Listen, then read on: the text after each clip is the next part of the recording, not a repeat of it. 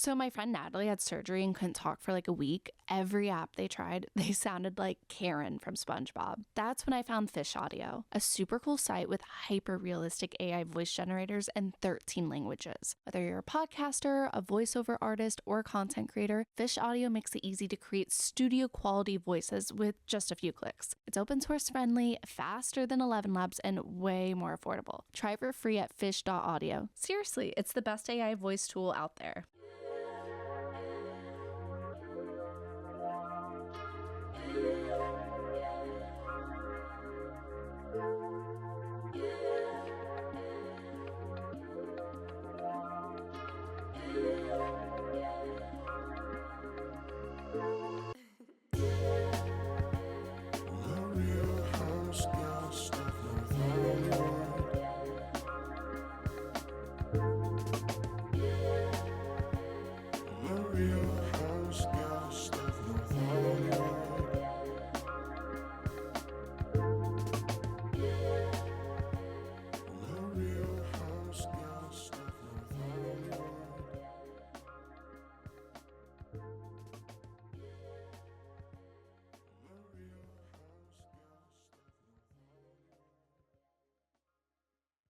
It's kind of awkward without you setting up because, like, now I'm like, and go. Like, toward me, like, to me. Kind of, because normally, like, you're setting everything up, and I'm, like, talking to the person. I'm like, oh, my God, so-and-so said this. Like, oh, my God, can you believe it? Do you want some coffee? Oh, my God, what's you, like, you know? Yeah, you don't have a person to do that with. And so once I'm, like, moving around. Well, yeah, because you're like, quit talking to me. I'm overwhelmed. I'm setting up lighting and microphones. It's a process. It's a process. Hi, hotties. Hi. Hotties, thotties, friends, country people. Country people. Well, because it's countrymen, but that's kind of... The real house people. The real house people. We're here with my producer and lover. That felt creepy. That didn't feel Well, right. I think it was creepy because you waved when I said and lover. But yeah, we're here. We're going to talk about Summer House and Atlanta. You've been so in and out with Bravo lately, but I think it's because you're in school.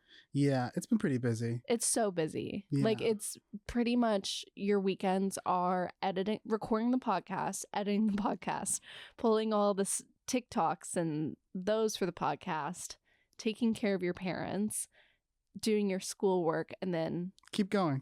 Just list them all. Well, and then maybe sometimes take me on a date. Yeah. It's a lot. And then with your school schedule, it's so heavy, especially the night classes. I didn't realize, because if you haven't guessed, if you don't know us IRL, we probably look like spring chickens to them. They're like, she's barely 21. Hell yeah. She's just a child. Is she even legal? Is this legal? Should we report this? As we look our age. Do we? I don't feel my age. Do you feel your age? We talk about this all the time. No, but I look it. But yeah, so you're in school right now, doing the podcast, trying to make art, and... Yeah, and you're doing a lot too, man. I'm doing this. You've been interviewing like a madman. And not getting any job offers. But interviewing like a mad woman. Interviewing like a mad woman. But yeah. Cooking all these amazing meals that I wouldn't know how to do in 1,000 years. That's true. I've been cooking a lot. With your crock pot.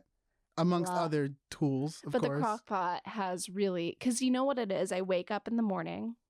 I have so much energy. I have all these ideas. Yeah. So at 9 a.m., I'm thinking about dinner. Yeah. You know? Yeah. So I'm like, I cook dinner at 9 a.m. and then I think about the podcast and I think about all the things I want and I manifest. And then it's 10 a.m. and I'm like, what do I do with my day? But in between, you are researching like crazy, making schedules, talking to new people, trying to set things up that haven't been set up before. Like you're, you know, the good version of a mad woman, you know? Yeah, I am crazy.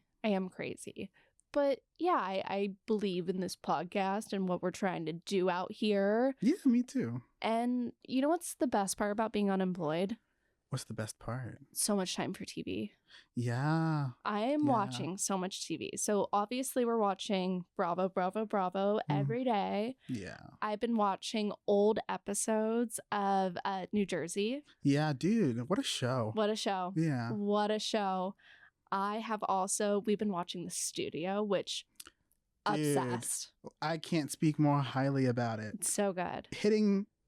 Working on, what's the term? Firing on all cylinders, you know? Yeah.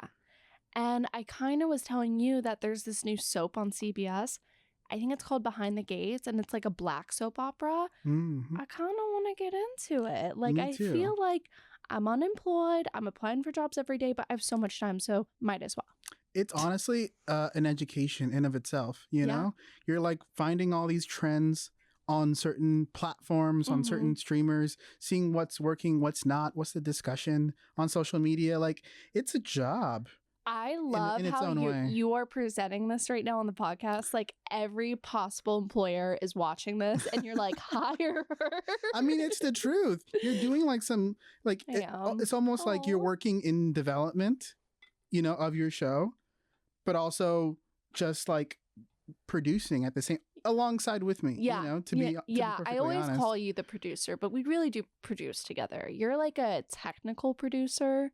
And I'm like a creative producer. Yeah. Because I'm getting guests, I'm doing this and that, and planning for the future, DMing Bravo celebrities, being like, hey, hey, like. And non-Bravo celebrities too. Yeah. And just building all these new relationships with people, you know, letting people know what your values are, you know, what you enjoy. You know, all those things. It's the truth, though. You should read my resume. Like, I can barely figure out mine right now, but sure. But yeah, so we're basically talking about ourselves because I felt like people were this is our 42nd episode. Oh my God, yeah. I know. 42, like our boy. Oh my God, is it Jackie Robinson? No, he's 47. He's 47? It's not 42?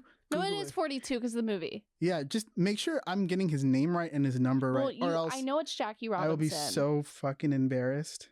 Well, we can always edit it out. I know.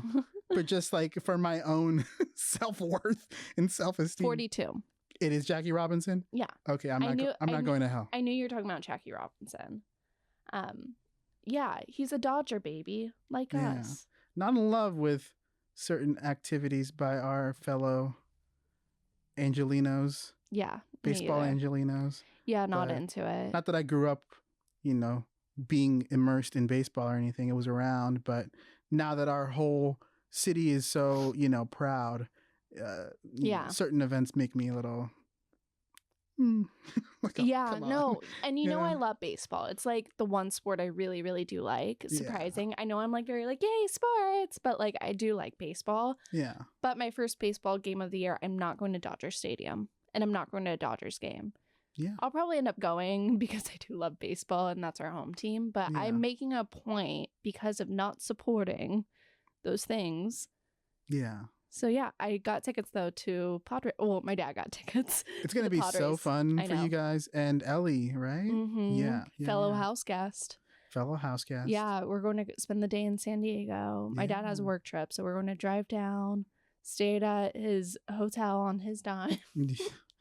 Dude, enjoy it, right? Like these little pleasures. Little pleasures. But you know, should we talk Atlanta first? Because I feel like I'm happy to talk about Atlanta first. I have a lot to say about Atlanta. Atlanta was wild with a capital W. This is your first time watching Atlanta in real time because they've been so off. And you really haven't been watching this season with me because, like we said, you've been so busy with school. Yeah. And what a crazy episode to jump into. There's always, you know, the wild thing left and right that I catch like in my periphery as I'm like, you know, here. But this time around, it's just like next level, arguably criminal behavior. That is my question too, is like, how is this not criminal? I don't know how it's not criminal. Yeah. I mean, there's got to be repercussions. There has to be. Yeah. The episode really starts with Angela and Britt. So Britt's the one who had the incident happen to her. And the episode before, she's the one who was like, I got pistols, I got whips. Don't you think Britt low-key looks like Nicki Minaj? Dude, it's uncanny. Uncanny. Did you ever watch Pose? Yeah, a little bit. So I don't know if I finished the first season, though. But do you know the actress who's like the older woman who's like the head of the house? Ooh, it's been a minute. Her voice, though, sounds just like Brit. Really? Yeah, deep cut. Whoa. The one who's like, I'm the head woman here. Do, do, do. Are they related? Are we sure they're not related? I think that woman's from Trinidad, which Brit could be too. I just don't think she... Long lost cousins. Long lost cousins from Trinidad.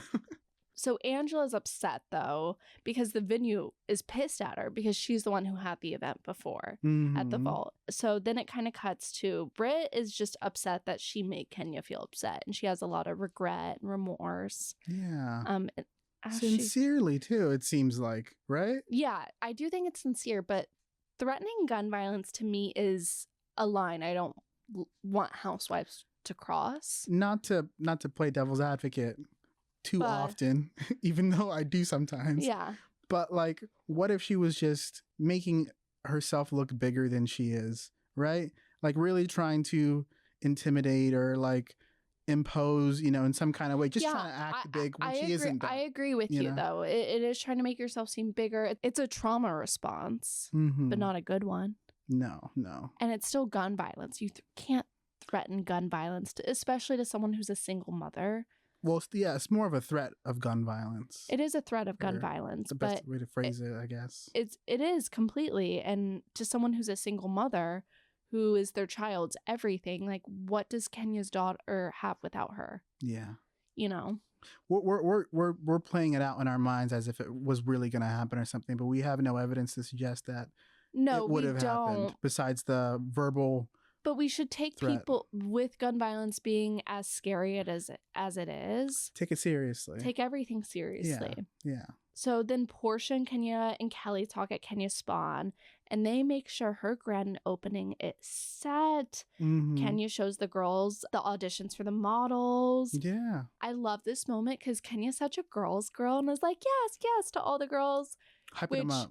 If you saw the flashback to when she was at the Cynthia Bailey modeling agency, she was not nice to those girls coming into audition. She learned her lesson. She was like, why can't I see your coochie? Da, da, da, da. Oh my God, like, really? Would say stuff like that. So I was like, I love the side of Kenya. I love her and Portia as friends instead of enemies. Like, it's really, really great.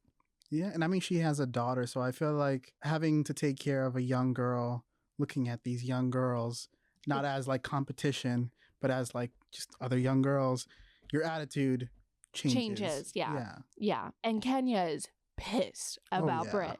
She is pissed. She thinks Britt took it too far. Kelly attempted to stick up for Britt, and then Kenya struck her down. Like, dude, when are you gonna grow up, right? Yeah. Is everybody a threat like all the time? Or is every situation supposed to be this heated? I don't know, man. You gotta grow up at some point, in my opinion. Yeah. Angela then sits down with her oldest daughter, Amari, to work out the issues between Angela, her daughter, and her grandmother. And then lots of family drama going on there. Like with a car, and then her mother, Angela's mother, has bipolar disorder and completely financially supports them. Yeah. And Amari got secretly married at 24. Which is just a wild thing. I keep saying the word wild. Why really didn't she tell her mom, though? That is my question. Do you think her mom would have stopped her? Do you think it was maybe like... Because here's what I said when we were watching. Because we had this discussion a little bit earlier. I said, save it for the pod. Well, really, you said that. She's only 24. So she's very young. And she said, this changes nothing. This changes nothing. Yeah. What if she married a friend for a visa that needed a visa? It could be that. Because she kept saying nothing will change. And I'm like, how do you get married and nothing will change unless it's that situation? That's assuming that she's so versed in, how this, arrangement is going to play out that it really won't be like that much, of a change. Or she's just a young girl who thinks that this isn't a big deal and wanted to have some control over her life without being like beholden to anybody. But that confuses me because when I see their relationship on screen, the one time that I've ever seen it in my life, they seem like such a... You're like, I would love her as a mother. Yeah, she seems so safe to talk to. She seems encouraging. Mm-hmm. Maybe, like you said, there could be a codependency thing going on.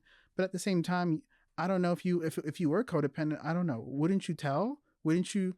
But sometimes you're so codependent that you like will withdraw something completely.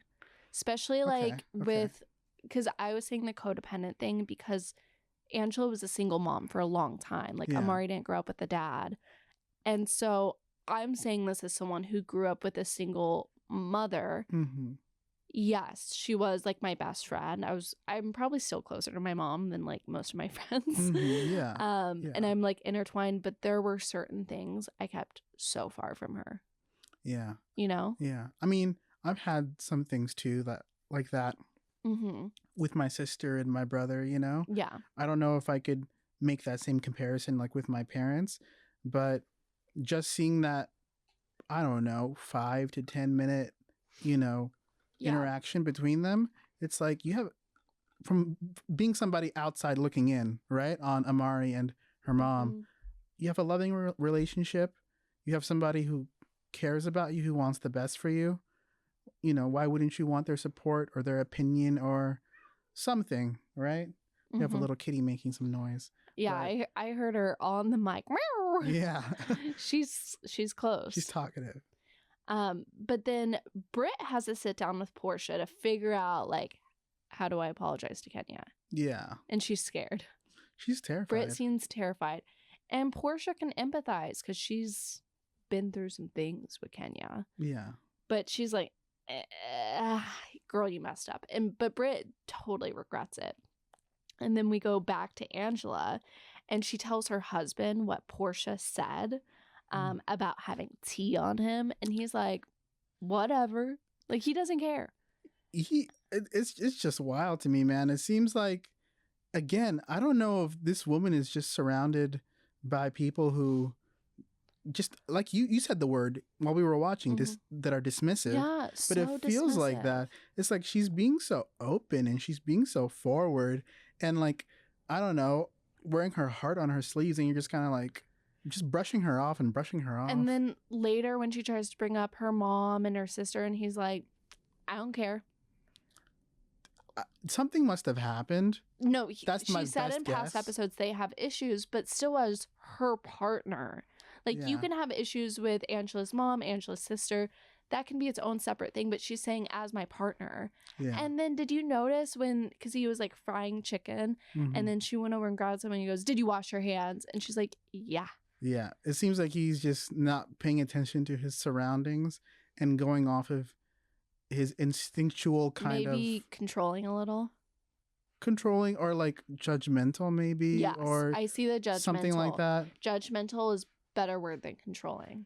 Or they can go hand in hand, who knows. But like, now that I think about it a little bit more too in regards to her mom, Britt's mom, right? No, Angela. Angela's mom, excuse me. I'm still learning the names. We're talking about this outside looking in, right? And if I were to kind of, you know, I can never be inside of this, but if I could be inside of my own experiences, because I'm not, what the hell, what does that even mean? Within, or like if I could speak from the point of view of, you know, your own experiences in being not perfectly parallel, but somewhat parallel to what's going on between them, there is a thing of like, you have a hard time delineating between the person and the illness, right? Even when they're your own family. So imagine if you were somebody who hasn't been around something like that for a majority of your life, or maybe you've been around it here and there, but it's still new to you. You might think that... And we're talking specifically about Angela's mom. And Angela's mother's mental illness. Yes, to be as clear as possible. Her husband might be thinking, this is just her mom being a jerk or doing this because of some personality trait and not because of mental illness. And maybe it is that, or maybe they could be hand in hand.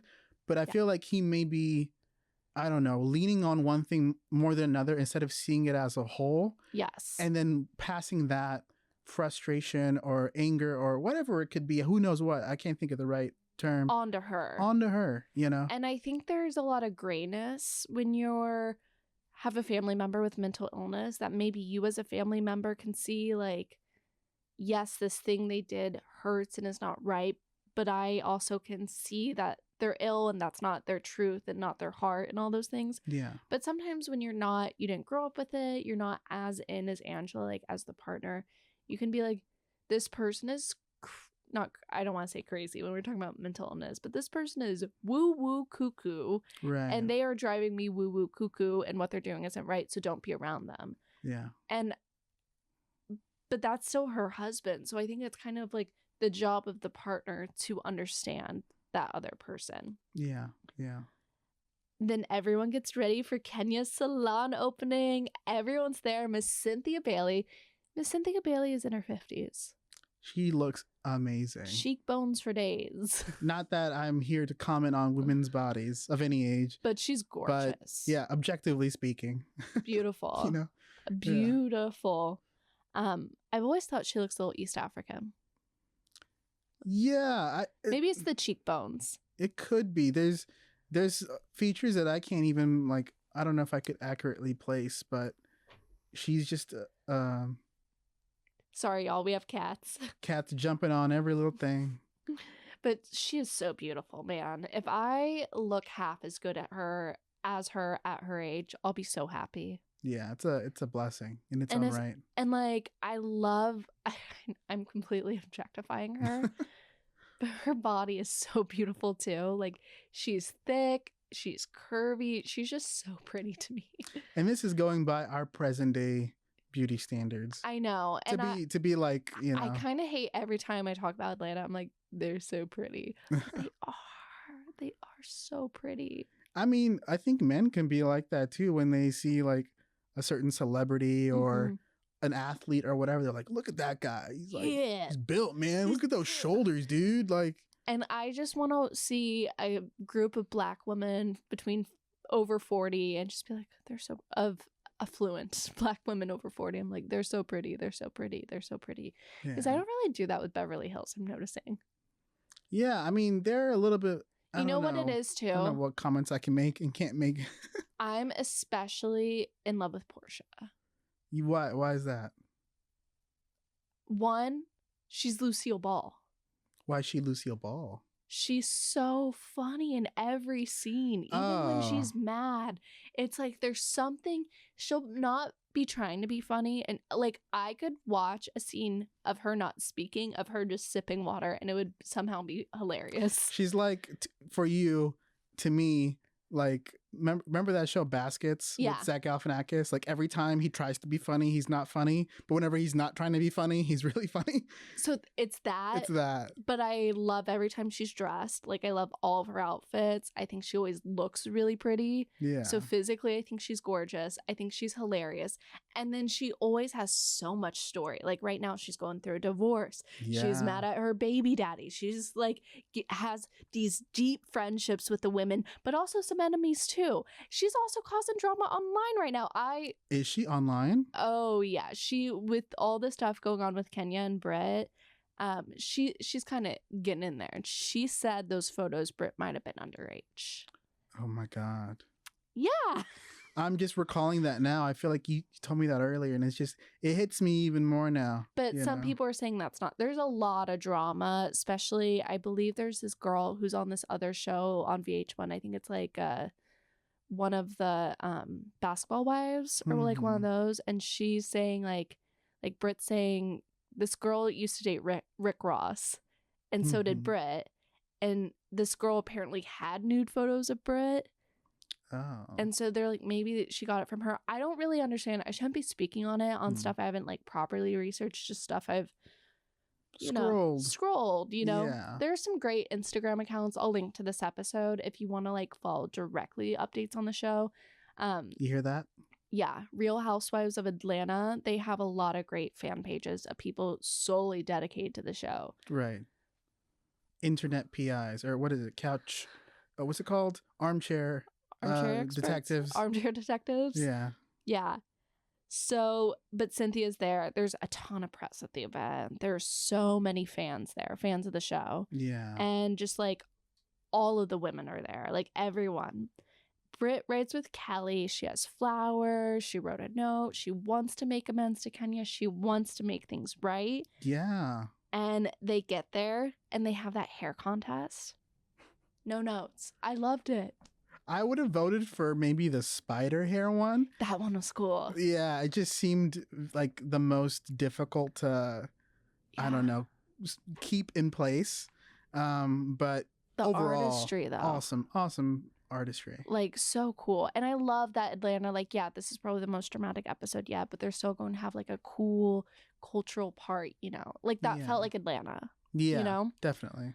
Like, that would never happen in LA. I don't know about never, but not on that account, not on Real Housewives of Beverly Hills. Oh, no, I don't think it would happen in LA, just not on Real Housewives of Beverly Hills. Yeah. I could see that.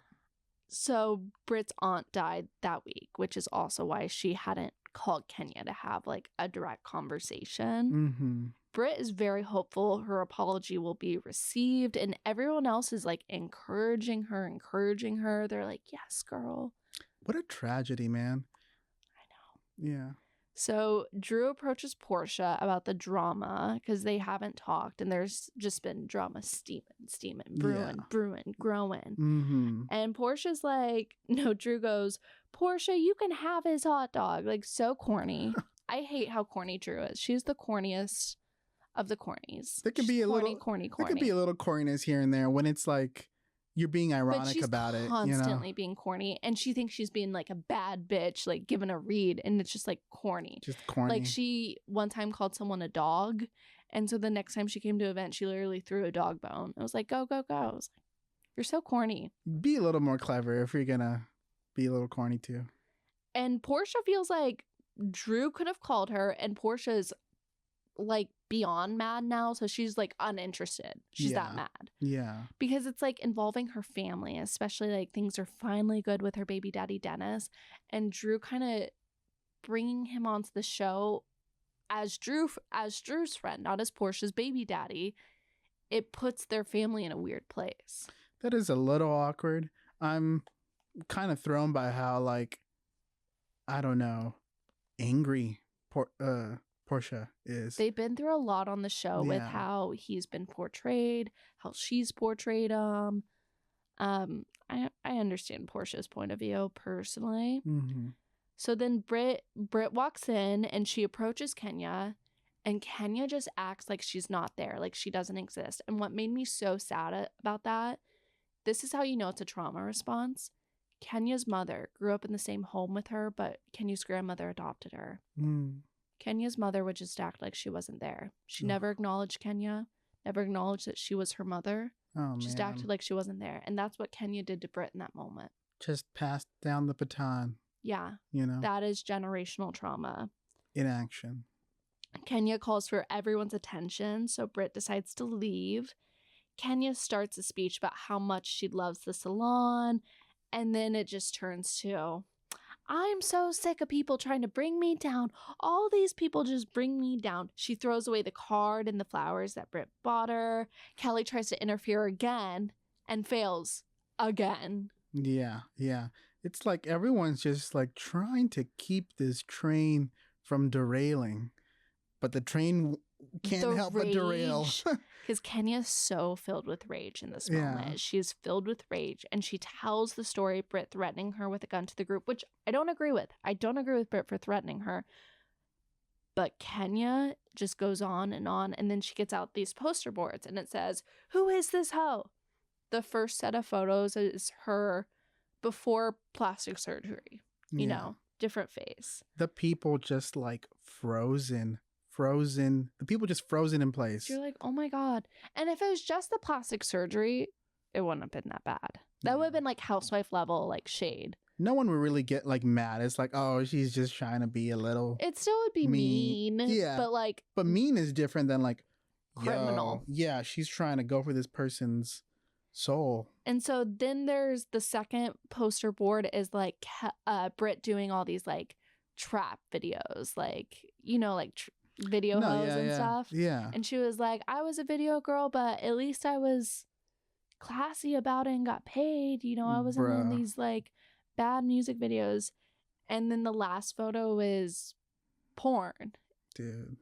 And the fact that Portia's saying that she could be underage in those photos, disgusting. But dude, like we were talking about this earlier, like you gotta go get those things printed. You said like, oh, probably just at a Kinko's or something.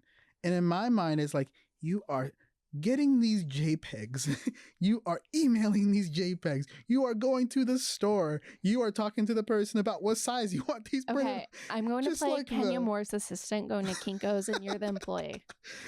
Okay. Hi, so I need you to print these out on like let's do a 32 by 18 poster board, thick and size. Okay. I emailed you what I need you to print. Okay. Is that all good? Let me just take a look real quick. Okay. And I'll give you like an estimate. Is that cool? Yeah, thank you. Cool.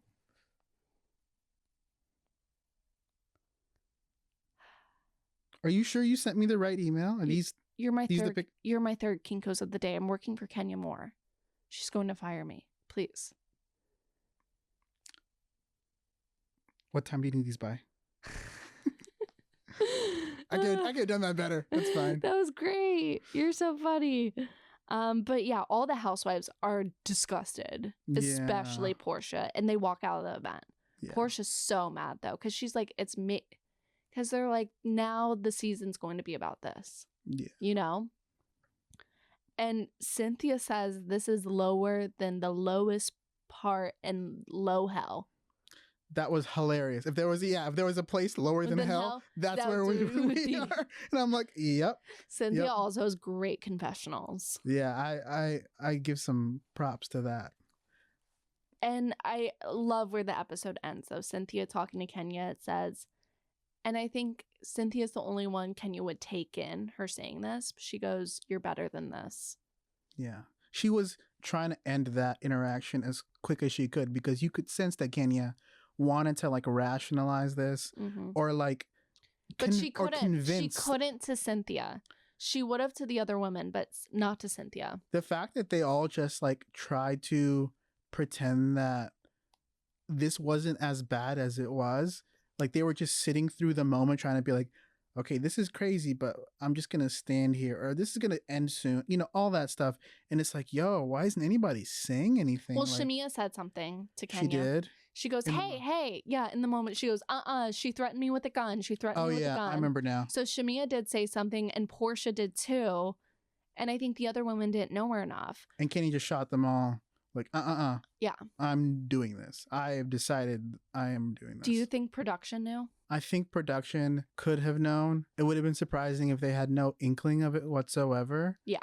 Unless, you know, all of Kenya's people were doing their best to conceal this, you know, but I think they were witness to it as it was happening and chose to continue recording. So there was, I mean, some level of complicity, but I mean, they're just production, right? They're not.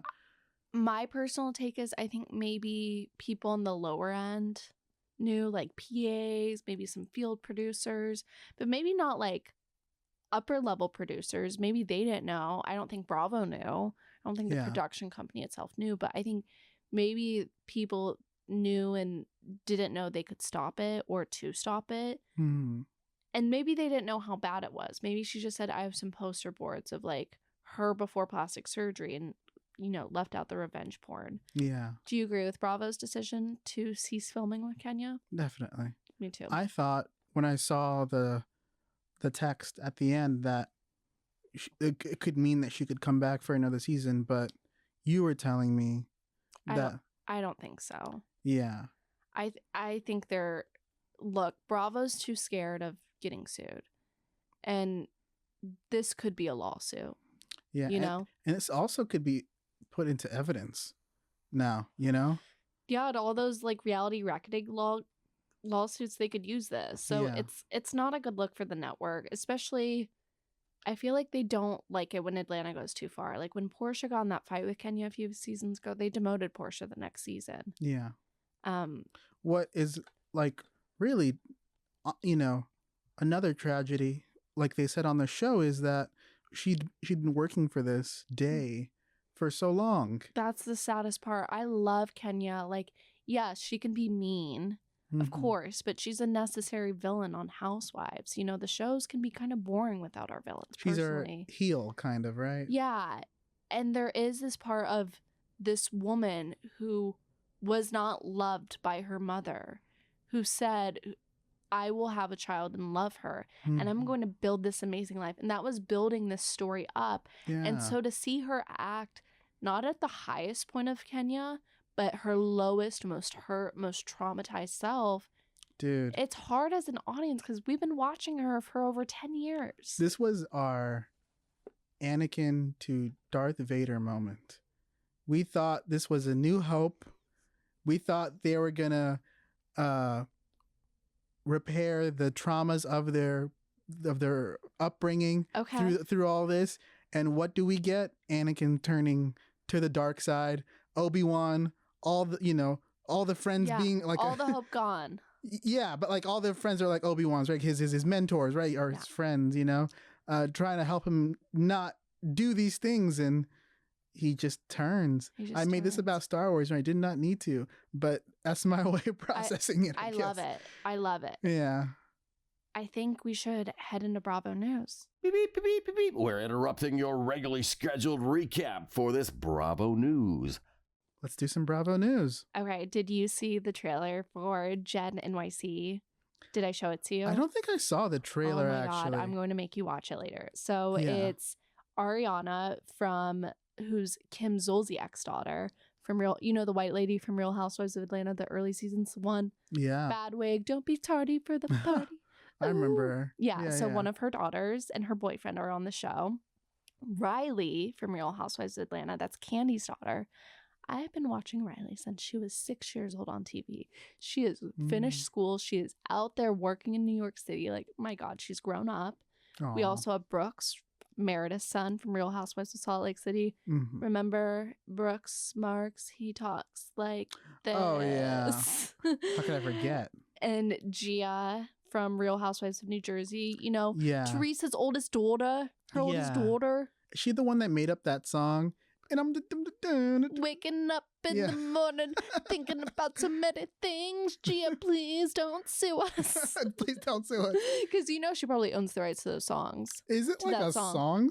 She wrote that song about her family trauma, and then it went viral like 10 years later. But it was a song I think it's on streaming. Okay, that'd be crazy. I mean, it could be a legal thing, I guess. Did you see I reached for my phone and I'm like, I can't. Yeah, it's like instinctually you're trying to grab it. And then there's this whole other gaggle of Nepo babies. Oh, man. And it's giving kind of like not Gossip Girl, but like Summer House in the City, but like Gen Z. Part of me is really excited because it's like all these people and it might be really good, but I don't know if I love that people on Bravo mostly have their amygdalas developed. And so they're aware when they're going on reality shows. Yeah. What they're getting in for. Hopefully. There's no certainty. But more than a 21-year-old. Yeah. If anything, it's almost like, people who grow up, who have, like us, who have grown up when technology was changing so rapidly. And now, we have a sixth sense when it comes to using, Instagram or YouTube or whatever, right? Like, so hopefully they have that kind of awareness too of like, oh, I'm being recorded right now. I hope they don't. You hope they don't? Yeah, it makes a better reality show. No, for their own good is what I'm saying. I don't care about their own good. I want them to suffer. Yeah. For my entertainment. Also, good news. Yeah. Valley comes back next week. Oh, yeah. So excited. About time. It feels like it's been a year. Oh my God, it's been a whole year. It's been a year. It's once a year with all these shows. Jesus. We don't get multiple seasons a year. I just imagine Truman Show for all these people, man, Like, no, they only shoot like 4 months out of the year. Cameras inside the toilet. So they film for about 3 to 4 months. That sounded really creepy. I'm sorry. And then they're off for 3 to 4 months. Well, filming some confessionals, but like not filming every day. And then the show comes out and then they relive it for 3 to 4 months. And then the cycle continues. Okay. Does that make sense? Definitely. Giggly Squad was on The Tonight Show. this week because they have a new book coming out. I didn't know that. Yeah, big deal for them. And they didn't talk about Summer House like once on there. They don't want to be like, they don't need to. But they also don't want to be too associated with it when they're trying to develop their own persona outside of the Bravo sphere, you know? And last part of Bravo news is I don't feel like I've been advertising my book club very well this month. Like, I feel like normally I'm like, and book club, and book club. And normally I announce it during the episode, but I didn't know what I was doing because I asked someone their opinion on my book club and they were like, do not do that book. Really? They were like, I don't want to say the person, but they were like, that person's fans are crazy. So if you or your grandma say something negative, oh my God, they'll go after you, or their fans will go after you. Jesus. And I was like, I don't care if someone goes after me. Like, I'm tough, but not my grandma. This feels like Spotlight. You know? I know. You don't want the Catholic Church to come knocking at your door. So I decided to go for someone that has been super nice to me online. Yeah. Kristen Doty. There you go. So we're doing her book. And I'm very excited about it. And book club is always last episode of the month. Yeah. So let's chat Summer House. Summer House. I'm loving Summer House this season. It's so good. Just drama, man, as usual. But good drama. Good well drama. done. Complex drama. Not pointed drama. Not black, not white, lots of gray. I thought you were going to say mixed drama. No. I'm getting a little... We normally don't podcast at night. We're like morning podcasters. Yeah. And I'm a night owl. I know. So you're always exhausted and I'm just getting weird. So the episode starts off with Lindsay to pick Paige up to drive to the Hamptons. Lindsay and Paige understand each other now and like each other. It's that enemies to friends. Friends to enemies. Enemies to friends. They were enemies and now they're friends. I am so wrong. Yes. Kind of like, it reminds me on Vanderpump Rules how like Stassi wanted to be friends with Ariana for so long. She was like, we don't need to be enemies. We're so much alike. Can we please be friends? And Ariana was like, I don't like you, for like years. And then Stassi like finally wore on Ariana. Yeah. I was like, Lindsay is Stassi and Paige is Ariana in this scenario. She's like, fine, we can be friends. Because Lindsay kind of wanted to be friends, I feel like. Probably. Lindsay said she's pissed and she's about to blow up on Carl. Dude. She's calculating it. She's prepared. And I believe it. She's bubbling. She is so prepared. Jesse then drives to the Hamptons with Lexi and West.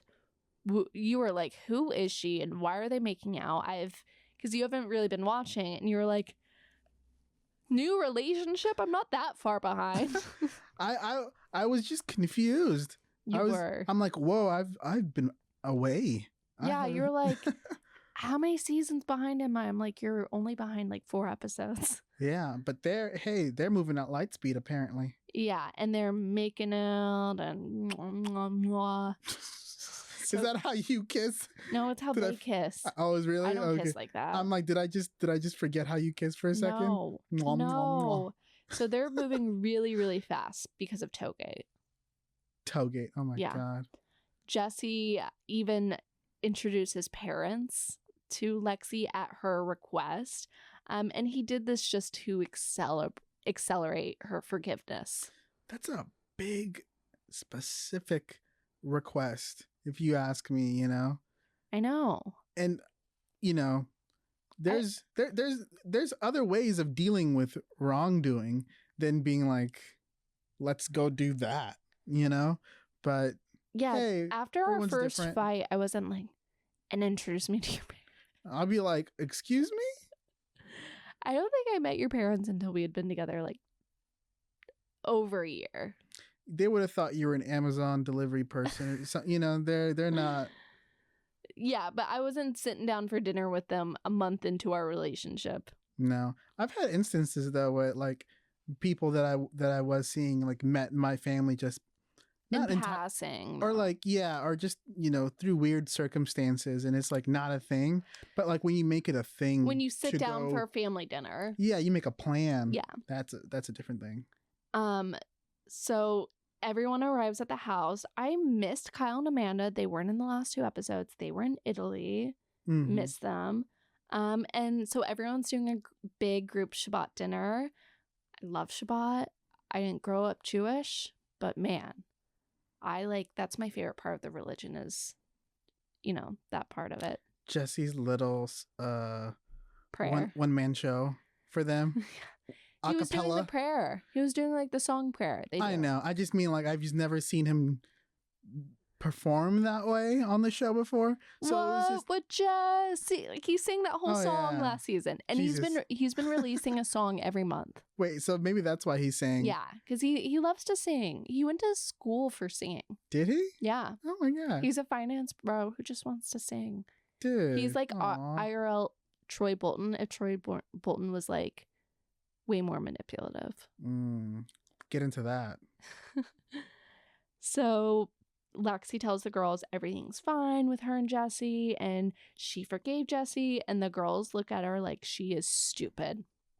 And then Lexi's like, well, I don't know if he really acts that way because he doesn't act that way when I'm around. And Paige goes, yeah, he acts very different when you're around. They just know him more. Yeah. Because they've been around him more. And she just needs to be around him more. You're just getting to know him and listen to the people that know him better. Yeah. Carl went on a date with Lil and she brought him a lemon because he makes lemonade out of anything. I really thought that it was going to be some like ironic, sarcastic thing. And it's going to be like, I know this is really stupid and that's why I'm doing it. And like, we can both laugh at the fact that this is so stupid. But it's like, no, I'm being sincere. I'm trying to. It was just cringy. Yeah, that's what made it worse. But I don't know, man. Yeah. Everyone's different. Lindsay tells the girls she thinks Carl cheated on her with Lil and she's waiting on that right moment to blow up. Yeah. She's planning it. I don't know if you heard it, but Sierra said in an opening, she goes, I think it's time to date an athlete. And I'm like, she needs to change her. No more reality stars. Yeah, I think it's good to have a healthy mix she dated Austin from Southern Charm. Yeah. Not Hospitality Charm. Charm, really? Yeah. Sierra? Yeah. Really? Yeah, during Winter House. You can go back and watch it, and he screwed her over very publicly. It was quite terrible to her. I can sort of see it, but for some reason, I feel like she would be quicker to get annoyed by him. But I guess she... But she dated Wes, too. I think Wes is a little bit more of a player. Yeah. So is Austin. But Austin is a little more... I imagine like a 6-year-old boy who's little like, crybaby. You took away my cookie, Yeah, Paige I'm being such a jerk right now. I apologize. I like it when you're a little mean. I don't. Paige is stressed that Craig doesn't feel excited about her going on tour. She doesn't feel like he's supportive, and that's just sad. Like, I imagine if you got to go on a tour doing what you love, I would be so stoked. Yeah. I'd be like, when can I come? Yeah. Like, when can I come? I'm going to be in the audience cheering you on. I'm going to make shirts that say, go Ezra, go. And that's how Craig should be acting. Yeah, I expected more from Greg. And to be fair, I haven't at least heard him verbalize these things. I'm hearing it secondhand. Everything is secondhand so far. So I don't want to say, this is the truth, but it doesn't sound good. Yeah. It doesn't sound good. Well, even if he didn't say that, she still feels like... She feels that way? Yeah. So that's, valid. So everyone sits down for Shabbat. They, put their phones in the bin. Jesse does his little song. Mm-hmm. I love how we're calling it a little song when it's like a legitimate prayer. Yeah. It felt like a little song. Little song. They all go around the table and say the peak and the pit of their day, which I love to do that. Yeah. I know you're like, I hate doing it. But I was like, no wonder Carson does that. And they all go around the table. And Carl tells everyone about his date. Mm-hmm. And then Lindsay's like, now's the time. Now's the time. You cheated on me, Carl. And she like goes off. She asks for the receipts. Dude. And goes off. And Carl goes, I pray for you, Lindsay. I pray for you. I wonder if he's religious at all. I think he's somewhat, especially because he's in AA and like works the program. And so the program a lot is about believing in a higher power, more powerful than yourself. I mean, you could be spiritual too and pray, to be perfectly fair about it. But I think he's for sure spiritual because he talks a lot about spirituality. But if that was him trying to be funny, I pray for you. I pray for you. No, I don't think he was being funny. I think it was if he was trying to be, it would have been like it was great bit. So sincere though. Yeah. It was so sincere. And so she asked for the receipts and he gets it. And then the moment Lindsay realizes she's wrong, she goes. You could see it on her face. She was still trying to play as if she was the one who had been wronged, despite knowing that she had kind of like made all these people at this table gang up on him to force him to go get his phone, only for them to not, back him up to be like, hey, so you were wrong. And I felt like this. I think because Lindsay's pregnant, they were all just like, let her go off. I'm going to stay out of the line of fire. This is a pregnant woman. But when it's said and done, right? When everyone has forced him to go get the phone and he shows them the messages, right? And we see that, like, he was telling the truth. I was a little peeved that they didn't do the reverse. Say, hey, Lindsay, say you're sorry. Yeah, you made this moment really uncomfortable. She goes, thank you for not cheating on me. I'm like, what? Okay. You're not in a relationship anymore. Yeah. And she just kind of tries to take the L in the very Lindsay way. I heard someone say on Watch What Happens Live, Lindsay is mad about everything that's ever happened to her and she's not letting go of anything. Dude. And I was like, or they were like, is Lindsay over Carl? And the person said, it was Danielle from Bitch Sesh. And she said, Lindsay has never been over anything that's ever happened to her. And I was like, that is Lindsay as a character. You know what kind of person she is? Tell me. The kind of person who would yell at the sun for having sunburned her once. Yeah. Totally. Then Imrul talks about his family. He says some of his cousins just immigrated. Some of the group ask questions about being Bengali and they ask about his language. And I just think a lot of people like are watching him on the show because he's polyamorous and we're seeing him having hookups, and a lot of the online is like, ew, like a lot of puritanic and culture coming out, and I think racism, because I'm like, all the other guys, like the white guys, sleep with as many girls really as him. Yeah, they just lie and cheat on their girlfriends, and he's just like honest and communicates that he's poly. Right. Crazy concept, I know. What a thought. But then when he talked about his cousins, like I was like, oh, how sweet. And I love Imrul and been chatting with him a lot, and I saw him post that he started actually a school in his home country. Oh, that's awesome. Yeah, because he said he grew up in poverty in an already impoverished country. Okay. So it's like to get back to where he grew up, and I like messaged him. I was like, that's so amazing. And he was telling me all this stuff about it. And what's he studying?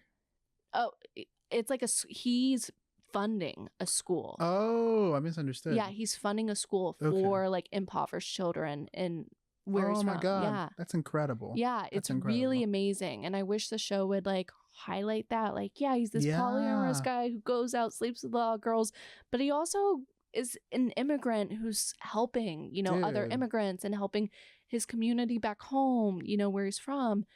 And he's also just like the nicest guy. I think it would make the show a little bit more dynamic too, because on its face it just seems like these working young people with some disposable cash income, doing all these fun things and like dating and all those things. But like if you made them more dynamic people outside of these relationships, and then we see them return to this place and have this, I think we would really be more invested in them, to know that about him, I'm like, oh wow, I'm so much more interested in getting to know him now. Yeah, no, he's a great addition to the cast. And there's been a lot of talk for years, and even on last week's episode of the Real House cast, of people wanting more of seeing the Summer House cast members in the city during the week to see what their lives are like, and then having the weekend there to like go to. Give us some context. And they've been doing more stuff in the city. Like last week's episode was they didn't go to the Hamptons once. Good. Which was new. Okay. Never happened. Okay. So kind of crazy. Yeah. But yeah, after the dinner, everyone kind of gets ready for dinner and gossips about the Lindsay and Carl thing. Mm-hmm. Lexi tells Emerald he's on her shit list because of Toadgate. And I'm like, why are you mad at Emerald? You should be mad at Jesse. Yeah. Who walks into a threesome when they're in a relationship? If your friend is having a threesome and you walked in, I'm not going to be mad at your friend. I'm mad at you. Well, there's a difference between walking in on a threesome and like walking in on a threesome. He knew Emerald was having a threesome and went in there because he said it would be funny. He sat on the edge of the bed and Emerald said, let her suck your toe. And he put his toe out. That's a little awkward. Okay. He was drunk. I'm playing I'm playing devil's advocate again. Yeah. If you were really trying to be playful and funny and not do anything, maybe there's some wiggle room. Still pretty awkward, regardless. But like, why bother in the first place, right? Why do you feel the need to like involve yourself in this when you're potentially at the beginning of a relationship? If I had my toe sucked for 27 minutes and it was a weekend, you weren't here, you weren't home, and I walked in sat in on a three, like you would be like, it would make me feel weird. I don't know how much I would care about it. Because to me, it's just so weird. I have zero interest in anything. He really had his toe sucked though for 27 minutes. That's a long time. It's a long time to get your fucking toe. Maybe just each toe was like about 5 minutes. Is that the math? I don't know. I don't know. It's like a 2.5 minutes or 3 minutes. Still, that's a long time. Yeah, you're like, there's a point. I think there's like a benchmark, like 5 minutes into any toes, any one toe or a collection of toes being sucked. It's a long time. You'll feel like, my toe's being sucked for like a really long time right now. Like, do I want to get up? You know, like, do I want to leave? It's just a long time. Yeah. I want the full footage of the toe gate. Wasn't there like some sound? Or he went, oh, I'm so hard. From his toe being sucked. Why is that a thing? So if you're moaning, let's say I'm getting my toe sucked, you're out of town. What the fuck? I'm getting my toe sucked and you're out of town. I walk in on a threesome my roommate's having, and I decide to sit on the edge of her bed and get my toe sucked. And then I'm like, oh, my pussy's so... I would feel so amused and perplexed that I'd be like, tell me more. Not that I'm getting off on it, but just like, I don't understand. I'm not even mad. I'm just confused, you know? Like, you're a lot nicer. If you did that, I would be so mad. I just don't get it. I would be like, that's cheating. Really? I mean, I don't know. Maybe. It is a body part in another person's body, I guess. Yeah. But I don't know. Very sensual. I don't call that sensual. It's more sensual to have your toe sucked than... Then what? Than to kiss a friend. What? Yeah. More sensual? No. Imagine a toe in your mouth. That is... Bro, I would fucking punt that person with my toes because I would be tickled. That's just like one other element to it that I'm just like, I don't know how people get off on this. How do you not just kick somebody in the face?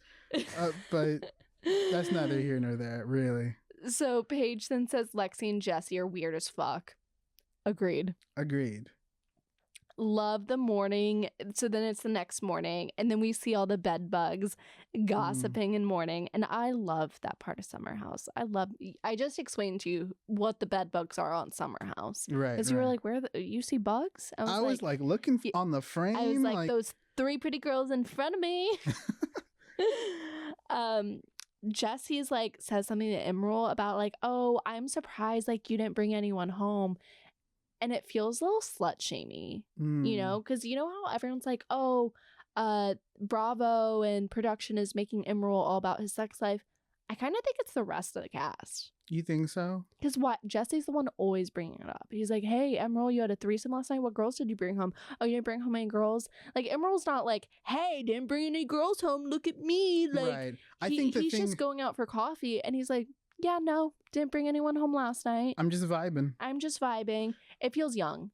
It could, my interpretation of them saying it could be production is that I think people have this general assumption that the things that people on screen say is fed to them by the producers, but they are their own people. at the end of the day too, and they can speak for themselves, and that could be them, like you're saying right now, just speaking for themselves and making something out of nothing. Yeah. So yeah. So then, so Carl didn't make his bed, and everyone noticed. That's wild to me. Because he's that kind of, he's like me, where you wake up, you make the bed, and then you go to the bathroom, and then you start, like, sometimes you don't make the bed, though. I don't make the bed when you're still sleeping in bed. If you're not here, I get up, I make that bed immediately. I've never been that person, but I get it. I'm very regimented. Yeah. And so is Carl. And I think it's a lot, like, Carl and I are similar as we both come from a family of addicts. He's in recovery as well. So I think it's also that side of us that's like very regimented, but I loved how everyone noticed. Yeah. Carl didn't make the bed. Is Carl okay? Is Carl okay? Yeah. And Carl sits outside and he just kind of feels his emotions, and Emerald sees him outside, approaches and asks him like, hey, are you okay? Do you need space? Can I sit with you? And Carl's like, no, you can sit with me. I'm just thinking a lot about my brother, you know? Yeah. And then everyone inside is trying to figure out what's going on. And Lindsay lets them know that it's the anniversary of Carl's brother's overdose. I know this is a TV show. I know they are real people and they have their own relationships too, apart from, like, you know, there's multiple things happening at once. I would have appreciated her going up to Carl, but I obviously understand why she wouldn't go up to Carl. Yeah. But I don't know. I wanted it too, but it's, they're their own. They're their own people. We can't tell them what they can do. What Lindsay was best at in that moment is telling everyone else, so he could get the love and support that he needed, even if it wasn't from her. Totally. To be perfectly fair. Yeah. But Carl does express a lot of survivor skill and the feeling like, why are they dead and I'm alive? And I talked about it a little bit on TikTok, like how much I related to it. Like, I lost my brother also from an overdose, and the way Carl described it, it's like that feeling comes up so much on anniversaries. Yeah. And I absolutely loved how the cast like supported him. Yeah. And was there for him. And like, I loved how Wes like asked questions about him. Yeah. Because that's something like I love to do. I love to talk about my brother because it's such a big part of you when you grieve. And I think also what was done really well is, like, I think it's one thing for me to navigate my own grief with like my family, you know, because they knew my brother and they also lost a family member. So it's its own thing, but it's very unique to support someone who's grieving someone you didn't know. Yeah. You know? Yeah. And so I think they did all a really good job. Bravo to the men. Bravo to... It was really beautiful seeing a bunch of men cry together, support each other, talk to each other, listen. Yeah. It's refreshing. Yeah. You know? I really, really did enjoy it. Yeah. Carl does say it's hard, though, not having Lindsay, because she was such a support system. Yeah. I mean, even when his brother overdosed, he found out on camera. Yeah. I didn't know that. And Lindsay was right next to him. And I think he said it was the day after, right? Like, it was...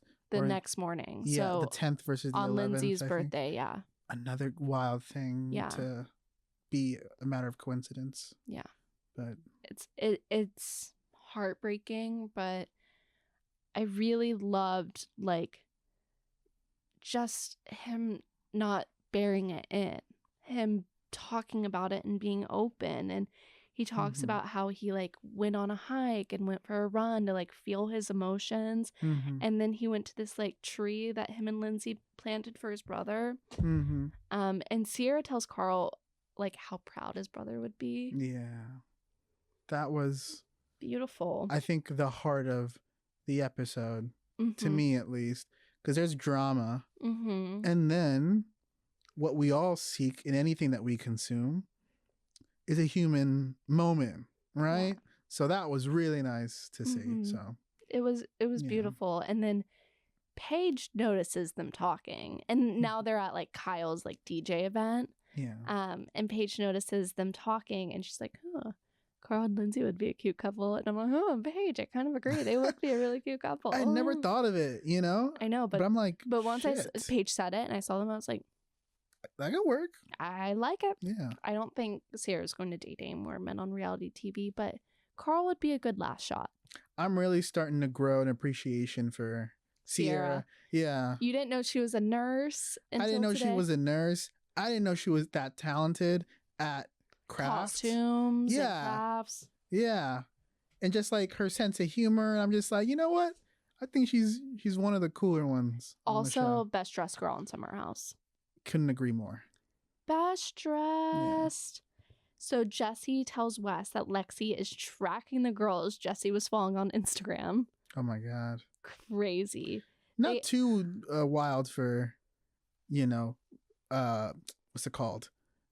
Doubtful behavior. Yeah. But still, yeah. Still. And then they asked Paige what she thinks, and she's like, it just feels young. Like, if you really, really love her and obsessed with her, that shouldn't matter. But if you're not into that, don't date a 26-year-old, Yeah. Or start talking about it. Like, have an open discussion about it. And not just manipulate her around these things you don't like. Yeah. Paige says when she was 26, she was showing up at doors and knocking down. I'm like, hey, Paige, you were on Summer House when you were 26. We know what you were like. You weren't doing that, honey. You were dating Perry, this old man who, like, literally all he would do is, like, work out and, like, lecture her. Really? Yeah. I'm like, you weren't worried about him. You weren't doing that. You were on the show. We saw you, Paige. You can't hide. Yeah.